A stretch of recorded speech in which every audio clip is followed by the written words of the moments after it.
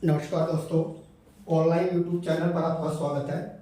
दोस्तों, हम लोग आज चर्चा करेंगे जो सेकंड ग्रेड में जो एक टॉपिक है महाराणा प्रताप से संबंधित। इससे पहले हमने राणा सांगा, महाराणा कुंभा वगैरह को पढ़ लिया है। तो महाराणा प्रताप जो है इनके बारे में हम इस चैप्टर के अंतर्गत अध्ययन करेंगे। तो याद रखिए, महाराणा प्रताप को मेवाड़ का रक्षक, मेवाड़ का रक्षक कहा जाता है। इसके अलावा इनको राजस्थान केसरी के तौर पर जाना जाता है, अर्थात इनको मेवाड़ केसरी के नाम से भी जाना जाता है, मेवाड़ केसरी। इसके अलावा इनको मेवाड़ का शेर भी कहा जाता है, मेवाड़ का शेर या मेवाड़ का केहर के तौर पर भी इनको जाना जाता है, क्योंकि इसका अर्थ भी शेर ही होता है। और इन्होंने प्रसिद्ध हल्दी घाटी में युद्ध लड़ा था, इसलिए इन्हें हल्दी घाटी का शेर भी कहा जाता है। दोस्तों याद रखिए, इनके समकालीन दिल्ली में जो मुगल शासक था वो था अकबर, और अकबर की अधीनता इन्होंने स्वीकार नहीं की थी, जबकि इनके समकालीन अन्य जो रियासतें थी उन्होंने अधीनता स्वीकार कर ली थी, नागौर दरबार वगैरह में। इसके अगर हम लोग बात करें तो वैसे सबसे पहले वैवाहिक संबंध राजपूताना के जिस रियासत ने स्थापित की थी मुगलों के साथ वो था भारमल की पुत्री का विवाह हुआ था अकबर के साथ में, जिनका नाम मिलता है हरखाबाई, जो कि फरवरी 1562 में ये विवाह हुआ था। दोस्तों, महाराणा प्रताप के अगर हम जन्म की बात करें तो इनका जन्म 9 मई 1540 को हुआ। और ये जो इनका जन्म हुआ ये कौन से महल में हुआ, तो याद रखिएगा बादल महल में हुआ। और बादल महल का संबंध किस दुर्ग या किले से है, तो याद रखिएगा ये कुंभलगढ़ से है, अर्थात जो कुंभलगढ़ है, इस कुंभलगढ़ का जो दुर्ग है उसके अंतर्गत है बादल महल है। और बादल महल में 9 मई 1540 को महाराणा प्रताप का जन्म हुआ। दोस्तों, कुंभलगढ़ दुर्ग जो है इसी में महाराणा प्रताप के जो पिता थे उदय सिंह, उनका बचपन भी था। महाराणा प्रताप का बचपन भी था, उदय सिंह का राज्याभिषेक हुआ। कुंभलगढ़ में महाराणा प्रताप का भी दूसरी बार राज्याभिषेक होगा। कुंभलगढ़ के चारों ओर जो दीवार है जिसको ग्रेट वॉल ऑफ इंडिया के तौर पर जाना जाता है, इसी के पास उड़ना राजकुमार की छतरी बनी हुई है, जिन्हें उड़ना राजकुमार अर्थात पृथ्वीराज सिसोदिया जिनको नाम दिया जाता है, जो कुंभलगढ़ दुर्ग के चारों ओर रोज एक चक्कर लगाया करता था। दोस्तों, इसके नेक्स्ट हम लोग चर्चा करें कि ये जो बादल महल है इसी के पास में एक और है कटारगढ़, और इस कटारगढ़ को मेवाड़ की आंख कहा जाता है। कटारगढ़ को मेवाड़ की क्या कहा जाता है, आंख कहा जाता है। बात करें इनके पिता का नाम, तो इनके पिता का नाम उदय सिंह मिलता है। इनके पिता का नाम क्या था, उदय सिंह था। और इनकी माता का नाम जयवंता बाई था। माता का नाम क्या था, जयवंता बाई था। और इनकी पत्नी का नाम अगर बात करें तो अजबदे पवार इनकी पत्नी का नाम था। दोस्तों, जयवंता बाई पाली के अखैराज सोनगरा की पुत्री थी, याद रखिएगा, पाली के अखैराज सोनगरा की पुत्री थी ये जयवंता बाई। और ये कहे कि महाराणा प्रताप के पिता का नाम क्या था, उदय सिंह था। माता का नाम जयवंता बाई था जो अखैराज सोनगरा की पुत्री थी। और इनकी पत्नी का नाम अजबदे पवार था। माना जाता है दोस्तों कि ये जो उदय सिंह था, इस उदय सिंह की 28 फरवरी और 1572 को होली के दिन इनकी मृत्यु हो गई। यानी उदय सिंह की मृत्यु कब हुई, 28 फरवरी 1572 को होली के दिन। और इसी दिन गोगुंदा में प्रताप जो इसका बड़ा पुत्र था, इस प्रताप का क्या किया गया, राज तिलक किया गया। तो याद रखिए, महाराणा प्रताप का पहली बार जो राज तिलक हुआ था वो 28 फरवरी 1572 को गोगुंदा में हुआ था। दोस्तों, इसके बाद में दूसरी बार जो राज्याभिषेक हुआ दूसरी बार जो राज्याभिषेक होगा वो कुंभलगढ़ दुर्ग में। दूसरी बार राज्याभिषेक कहाँ हुआ, तो कुंभलगढ़ दुर्ग में। पहली बार कहाँ हुआ, गोगुंदा में। तो याद रखिए, महाराणा प्रताप का 2 बार राज्याभिषेक हुआ, पहली बार गोगुंदा में और दूसरी बार कुंभलगढ़ में। दोस्तों, ऐसा माना जाता है कि उदय सिंह जगमाल को अपना उत्तराधिकारी बनाना चाहता था, जगमान को, जो कि इसका छोटा पुत्र था, यानी प्रताप से छोटा था ये जगमान। अब बताते हैं कि जब इस उदय सिंह की मृत्यु हुई और दाह संस्कार किया जा रहा था, उस समय जगमान वहां प्रेजेंट नहीं था दाह संस्कार में, इसलिए जो मेवाड़ी सरदार थे उन्होंने ये कहे कि इस बात से खपा हुए और उन्होंने प्रताप का क्या कर दिया, राज तिलक कर दिया। और ये कहे कि जो कृष्णदास चूड़ावत है उन्होंने महाराणा प्रताप की तलवार बांधी थी। कई बार पूछा जाता है कि महाराणा प्रताप की तलवार बांधने वाला कौन था, कृष्णदास चूड़ावत। याद रखिए ये कृष्णदास चूड़ावत जो है, ये चूड़ावत दोस्तों ये हरावल के अंतर्गत प्रमुख रहा करते थे। हरावल सेना का सबसे आगे का भाग हरावल कहलाता है, तो उसके अंतर्गत ये माने जाते हैं। तो दोस्तों महाराणा प्रताप मेवाड़ का रक्षक, मेवाड़ केसरी, हल्दी घाटी का शेर। 9 मई 1540 को बादल में कुंभलगढ़ में इनका जन्म हुआ। पिता उदय सिंह, माता का नाम जवंता बाई और अखैरा सोनाग्रह की पुत्री थी ये। पत्नी अजब पवार। 28 फरवरी 1572 को होली के दिन इनका गोगुंदा में राज्याभिषेक हुआ। कृष्णदास चूड़ावत ने तलवार बांधी। दूसरी बार राज्याभिषेक कहाँ हुआ, तो कुंभलगढ़ में हुआ। फिर बात करें दोस्तों महाराणा प्रताप का बचपन का इनका जो नाम था वो था कीका, यानी कीका, इनको भील लोग कीका के नाम से बोला करते थे। और कीका का अर्थ होता है पहाड़ी बच्चा। कीका शब्द का अर्थ क्या होता है दोस्तों, कीका शब्द का अर्थ होता है पहाड़ी बच्चा। तो महाराणा प्रताप की बचपन का नाम क्या था, बचपन के नाम की अगर बात करें तो इनके बचपन का नाम तो क्या था दोस्तों, कीका। फिर बात करें महाराणा प्रताप का जो घोड़ा था, महाराणा प्रताप का जो घोड़ा था उस घोड़े का नाम क्या था, चेतक था दोस्तों। लेकिन महाराणा प्रताप का जो हाथी था, इस हाथी का नाम क्या था, राम प्रसाद था। हाथी का नाम क्या था, राम प्रसाद था। और घोड़े का नाम क्या था, चेतक था। और महाराणा प्रताप का जो प्रमुख जो सेनापति था, ये प्रमुख सेनापति हाकिम खां सूरी था। हाकिम खां सूरी एक प्रमुख सेनापति था जिनकी छतरी या सॉरी मकबरा जो है वो हल्दी घाटी में बना है। इनका जो मकबरा है वो कहाँ बना है, हल्दी घाटी में इनका क्या बना है, मकबरा बना है दोस्तों, याद रखिएगा। और एकमात्र मुस्लिम सेनापति के तौर पर जाने जाते हैं हाकिम खां सूरी। तो महाराणा प्रताप की तरफ से हरावल का नेतृत्व कर रहा था हाकिम खां सूरी। फिर बात करें दोस्तों हल्दी घाटी का जो युद्ध है, इस युद्ध के अंतर्गत है लूना, गजराज, मर्दाना, हवाई आदि अन्य हाथियों ने भी भाग लिया था। सोनू आदि हाथियों ने भी भाग लिया था। मर्दाना ये मानसिंह का था, मानसिंह का हाथी था दोस्तों, याद रखना। मानसिंह हल्दी घाटी के युद्ध में कौन से हाथी पर सवार था, मर्दाना नामक हाथी पर था। जबकि हवाई जो हाथी था ये किसका था, अकबर का था। हालांकि अकबर नहीं आया था हल्दी घाटी में युद्ध लड़ने, लेकिन उसके हाथी की बात करें तो हाथी का नाम क्या था, हवाई। जबकि प्रताप का जो था उसका नाम क्या था, राम प्रसाद। दोस्तों ऐसा माना जाता है कि ये जो राम प्रसाद जो हाथी था, इस हाथी को 9 हाथियों की मदद से कंट्रोल किया गया था। बाद में 1 माह तक अकबर ने इसे अपने पास में रखा और अकबर ने इस राम प्रसाद के बारे में कहा था कि ये मुझे पीर की कृपा से मिला है, पीर की कृपा से मिला है, इसलिए इसका नाम बदलकर उसने क्या कर दिया था, पीर प्रसाद। तो राम प्रसाद का दूसरा नाम क्या है, पीर प्रसाद। ऐसा माना जाता है कि 1 माह तक इस हाथी ने यानी राम प्रसाद ने न तो अन्न ग्रहण किया न जल ग्रहण किया और ये प्राण त्याग देता है। इसीलिए अकबर ने कहा था कि जिसके पशु इतने स्वामी भक्त हैं वो शासक इतना स्वामी भक्त रहा होगा। तो प्रताप के हाथी का नाम राम प्रसाद था। बाद में अकबर ने इसे ले लिया यानी जीत लिया और क्या नाम रख दिया, पीर प्रसाद। तो ध्यान रखिए राम प्रसाद पीर प्रसाद एक ही हाथी है दोस्तों। जो कहे कि घोड़ा जो था चेतक, और ये जो चेतक जो है इस चेतक की बलीचा नामक गांव के पास में समाधि बनी हुई है।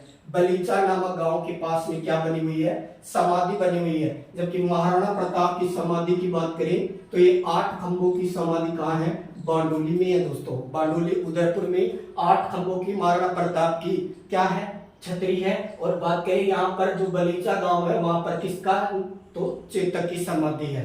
अब दोस्तों हम लोग बात करते हैं कि महाराणा प्रताप जो था इनको समझाने के लिए दूत वगैरह भेजे थे अकबर ने। तो 4 प्रमुख दूत हैं जिनको पूछा जाता है, उनका कई बार तो क्रम भी पूछ लेता है, तो अब आपको ध्यान रखना है। तो ध्यान रखिएगा 1570 में अकबर ने नागौर में एक दरबार लगवाया था और इस दरबार को कहा जाता है नागौर दरबार। तो नागौर दरबार है वो कब लगा? 1570 में। किसने लगवाया? अकबर ने। क्या लगवाया? नागौर दरबार। इसकी याद में क्या बना हुआ है? शुक्र ताला। याद रखना, नागौर दरबार की याद में क्या बनाया गया? शुक्र ताला। ये दरबार क्यों लगाया गया दोस्तों? राजपूताना के राजपूत जो शासक थे उनको अपनी अधीनता स्वीकार करने के लिए ही अकबर ने ये दरबार लगाया था। इसमें बहुत सारी रियासतों के जो ये कहें कि राजा थे उन्होंने आकर के यहाँ अधीनता स्वीकार कर ली थी। कहते हैं कि इसी समय मारवाड़ का चंद्रसेन भी आया था अधीनता स्वीकार करने के लिए, लेकिन वह वापस चला गया था यहाँ से, जिन्हें अकबर का ये माना जाता है कि अकबर ने सम्मान नहीं दिया इसलिए वो वापस चला गया। तो दोस्तों जब मेवाड़ की तरफ से महाराणा प्रताप इस दरबार में नहीं जाते हैं तो अकबर जो है वो 4 अपने सेवक भेजता है प्रताप को समझाने के लिए। अब ये 4 लोग कौन कौन गए महाराणा प्रताप को समझाने के लिए? सबसे पहले भेजा गया जलाल खां कोरची। सबसे पहले किसको भेजा गया? जलाल खां कोरची गया दोस्तों, और ये माना जाता है कि ये गया 1572 के आसपास। फिर इसके बाद में दूसरा गया, वो कौन गया? मानसिंह गया दोस्तों, कछवाड़ शासक मानसिंह। और मानसिंह कौन सा? फर्स्ट वाला मानसिंह गया। और ये जो मानसिंह गया ये गया जून 1573 में। जून 1573 में। इसके बाद में तीसरा इसका पिता को भेजा गया जिनका नाम मिलता है भगवंत दास या भगवान दास, और ये भगवंत दास या भगवान दास को भेजा गया सितंबर 1573 में। इसके बाद में लास्ट भेजा गया जो कि वैसे ये किस पद पर थे तो विशेष याद रखना, ये मान सिंह प्रमुख सेनापति था ये। और बात करें भगवंत दास तो प्रथम दीवान के रूप में गया ये। और बात करें चौथा गया टोडरमल, और टोडरमल ये राजस्व मंत्री था। ये गया दिसंबर 1573 को, और ये किस पद पर था? तो ये राजस्व अधिकारी के रूप में था। तो ये राजस्व अधिकारी के रूप में था। दोस्तों प्रताप को समझाने के लिए पहली बार जलाल खां कोरची को 1572 में भेजा गया। इसके बाद मानसिंह को भेजा जून 1573 को। अब यहाँ एक घटनाक्रम होता है कि जब पहले 2 राजा मिलते थे तो भोजन का प्रोग्राम हुआ करता था। तो जो उदय सागर जो झील है, इस उदय सागर झील की पाल पर मेवाड़ के महाराणा ने प्रताप ने मानसिंह के आगमन की खुशी पर यहाँ भोज का आयोजन करवाया था। लेकिन जब भोजन का समय हुआ तो वो खुद नहीं आए, अपने पुत्र अमर सिंह को भेज दिया था, क्योंकि इनके बड़े पुत्र का नाम क्या था? अमर सिंह। तो अमर सिंह को भेज दिया। अब मानसिंह जब भोजन करने के लिए बैठा तो उसने प्रताप के बारे में पूछा, तो अमर सिंह ने कहा कि वो ऐसा अवस्था है से नहीं आ सकते। अब इस बात से खपा हो गया मानसिंह, उसे लगा कि हमारे मुगलों से रिश्ते हैं इसलिए ये हमारे साथ खाना नहीं खाना चाहता है। तो इसने ये कह दिया कि ठीक है, अब तो महाराणा की बीमारी का इलाज करने के लिए ही मेवाड़ में आएंगे। तब दोस्तों ऐसा बताते हैं सामंतों ने भी कह दिया कि तू भी आ जाना, तेरे फूफा कौन? अकबर, कि तेरे फूफा को भी ले आना। दोस्तों इसी बात से खपा हो गया था मानसिंह, और कहते हैं इसी कारण से ये हल्दी घाटी के युद्ध की रणनीति वगैरह बनाई गई। तो ये 4 भेजे गए थे। इसके बाद में जब मानसिंह गया था जून में, वैसे भी राजस्थान में गर्मी का टाइम था तो गर्म जल्दी हो गया यहाँ। अब यहाँ पर देखिए जब मानसिंह को भेजा तो अकबर ने ये समझा कि मानसिंह के कारण अमर सिंह से बात हुई, तो अगर मैं मानसिंह के पिता भगवंत दास को भेजूंगा तो शायद अमर के पिता प्रताप से बात हो सकती है, क्योंकि ये वही है पोर्टफोलियो। जैसे प्रधानमंत्री किसी दूसरे देश का आ रहा है, उसको दूसरे देश का प्रधानमंत्री रिसीव करता है, तो शायद ऐसी कोई दिमाग में व्यवस्था रही होगी जिसके कारण ऐसा हुआ। लेकिन एन प्रकार प्रताप है वो अधीनता स्वीकार नहीं करता है, क्योंकि प्रताप ने प्रतिज्ञा कर ली थी कि जब तक मैं मेवाड़ को नहीं जीत लेता तब तक पात्र में भोजन नहीं करूंगा और बिस्तर पर नहीं सोऊंगा, मतलब चारपाई के ऊपर नहीं सोऊंगा। तो ये उन्होंने पहले ही प्रतिज्ञा कर ली थी। अब बात करते हैं दोस्तों हल्दी घाटी का युद्ध। अब ये जो हल्दी घाटी का जो युद्ध है, इस हल्दी घाटी का युद्ध, इस युद्ध की बात करते हैं दोस्तों। हल्दी घाटी का युद्ध 18 जून 1576 को लड़ा गया। लेकिन ध्यान रखिए, हिंदी ग्रंथ अकादमी की जो किताबें हैं और डॉक्टर गोपीनाथ शर्मा ने हल्दी घाटी के युद्ध की तिथि 21 जून 1576 बताई है। तो याद रखना, गोपीनाथ शर्मा ने 21 जून बताया है, वैसे ये 18 जून 1576 को लड़ा गया। हल्दी घाटी के युद्ध को दूसरा और क्या नाम दिया जाता है? इस युद्ध को तलवारों का युद्ध कहा जाता है। इसमें सर्वाधिक हाथी लड़े, इसलिए इसका एक और नाम रख दिया गया, इसे हाथियों का युद्ध भी कहा जाता है। और माना जाता है इस युद्ध को अबुल फजल ने इस युद्ध को खमनोर का युद्ध कहा है दोस्तों। अबुल फजल ने क्या नाम दिया? खमनोर का युद्ध कहा है इसको। जबकि बात करें बदायूनी की, तो बदायूनी की अगर बात करें तो बदायूनी ने इसको गोगुंदा का युद्ध कहा है। गोगुंदा का युद्ध कहा है, तो बदायूनी ने गोगुंदा का युद्ध, अबुल फजल ने खमनोर का युद्ध, वैसे तलवारों का युद्ध, हाथियों का युद्ध, और हल्दी के कलर की मिट्टी होने के कारण हल्दी घाटी का युद्ध। वैसे कुछ विद्वान कहते हैं कि हल्दी लगी हुई महिलाएं लड़ी थी, इसलिए हल्दी घाटी का युद्ध कहलाता है। लेकिन याद रखिएगा, पीली मिट्टी के कारण ही ऐसा फैक्ट मिलता है। इसके अलावा कर्नल जेम्स टोड ने इसे मेवाड़ की थर्मोपल्ली कहा है। मेवाड़ की क्या कहा है?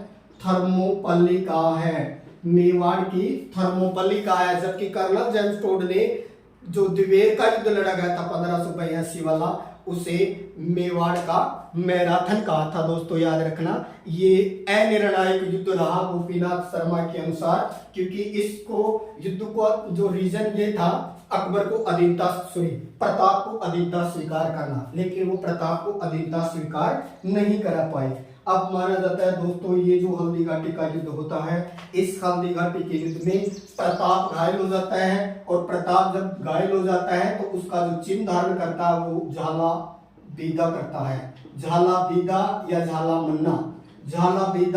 मन्ना एक ही व्यक्ति है। जब महाराणा प्रताप घायल हो जाते हैं तो उनका मुकुट ये धारण कर लेता है। इसके नेक्स्ट दोस्तों बात करें कि ये युद्ध कौन सी नदी के किनारे लड़ा गया था, तो बनास नदी के किनारे, इसलिए इसे बनास घाटी का युद्ध भी कहा जाता है, या बनास नदी का युद्ध भी कहा जाता है। तो याद रखिए, हल्दी घाटी के युद्ध को बनास का युद्ध भी कहा जाता है। इसके नेक्स्ट दोस्तों अगली बात करें कि तो ये जो महाराणा प्रताप थे, ये युद्ध में घायल हो जाते हैं, और इनका जो भाई होता है शक्ति से, वो अपना घोड़ा इनको देता है। बलीचा नामक गांव जो राजसमंद के पास में पड़ता है, बलीचा गांव के पास में चेतक है, वो घायल था, वो मर जाता है, और वहीं पर उसकी क्या बनी हुई है? चेतक की समाधि भी बनी हुई है, जो बलीचा गांव राजसमंद से संबंधित है। इसके बाद में दोस्तों महाराणा प्रताप ने 1585 में अपनी आपातकालीन राजधानी बनाई सावंड को क्या बनाई? अपनी राजधानी बनाई। और चावंड जो है, ये चावंड कहाँ पड़ता है?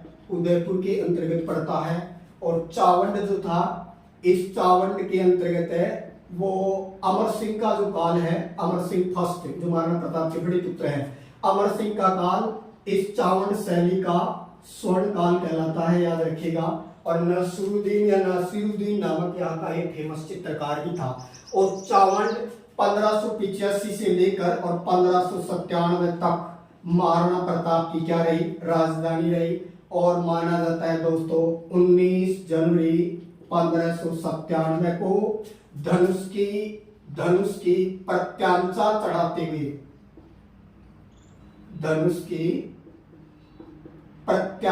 चढ़ाते हुए इनको चोट लगी और इनकी क्या हुई? मृत्यु हुई। तो याद रखिए, महाराणा प्रताप की मृत्यु 19 जनवरी 1597 को धनुष की डोर चढ़ाते हुए इनको चोट लगी नाजुक जगह पर, और उसी कारण से इनकी क्या हो गई? मृत्यु हो गई। दोस्तों 1582 को जो अमर सिंह के समय, अमर सिंह व महाराणा प्रताप महाराणा प्रताप। और उधर से बात करें तो जो अकबर का जो सेनापति युद्ध लड़ने के लिए आया था, और ये 1582 में राजसमंद में जो जगह है दिवेर, और ये जो दिवेर का युद्ध होता है, इस युद्ध में अमर सिंह ने अपनी वीरता का परिचय दिया था। और कहते हैं इसने एक सैनिक को, यानी ये कहे कि जो अकबर की तरफ से लड़ने आया था उसके कवच को, सैनिक को और घोड़े को, तीनों को काट दिया था। सीधे ये सैनिक अकबर वाले थे, वो देख करके भाग गए। तो अमर सिंह की वीरता के कारण ये युद्ध जीता गया 1582 का, और इसी को मेवाड़ का मैराथन कहा जाता है। तो याद रखिए, मेवाड़ का मैराथन किसको कहा जाता है? दिवेर के युद्ध को कहा जाता है। दिवेर के युद्ध में कौन बहादुरी से लड़ा? अमर सिंह लड़ा। दिवेर कहाँ है? राजसमंद में है दोस्तों। और याद रखिए, महाराणा प्रताप जो है इनकी छतरी कहाँ है? तो बांडोली के अंतर्गत इनकी छतरी है। नेक्स्ट दोस्तों बात करें कि शाहबाज खां के नेतृत्व में 3 बार आक्रमण के लिए भेजा गया था। शाहबाज को 3 बार मेवाड़ पर आक्रमण के लिए भेजा था। किसने? अकबर ने। तो कई बार पूछा जाता है, वैसे कुंभलगढ़ के ऊपर आक्रमण करता है तो शहबाज खां चित्तौड़ कुंभलगढ़ पर कितनी बार आक्रमण करने के लिए जाना जाता है? तो 3 बार आक्रमण करने के लिए जाना जाता है। दोस्तों, महाराणा प्रताप जो अपनी वीरता के लिए प्रसिद्ध रहे, ये जो महाराणा प्रताप है ये मेवाड़ के 54वें शासक माने जाते हैं। मेवाड़ के ये 54वें शासक माने जाते हैं, और ये 32 वर्ष की उम्र में शासक बने और 57 वर्ष की उम्र में इनकी मृत्यु हुई। 32 वर्ष की उम्र में ये शासक बने और 57 वर्ष की उम्र में इनकी मृत्यु हुई। और ये मेवाड़ के कौन से नंबर के शासक थे? 54वें नंबर के शासक थे। दोस्तों, चैनल को लाइक करें, सब्सक्राइब करें। Thank you.